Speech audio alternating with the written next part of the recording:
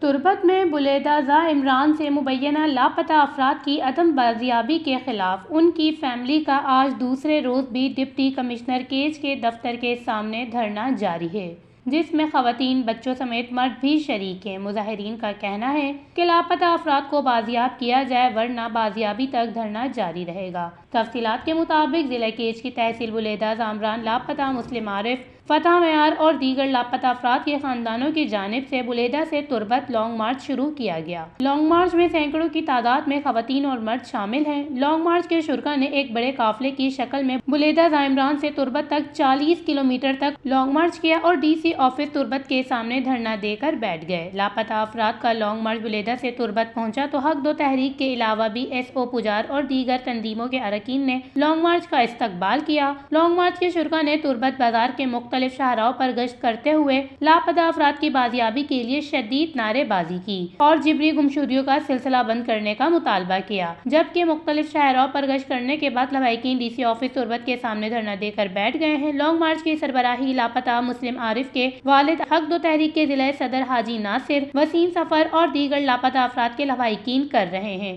وش news, تربت، Balochistan.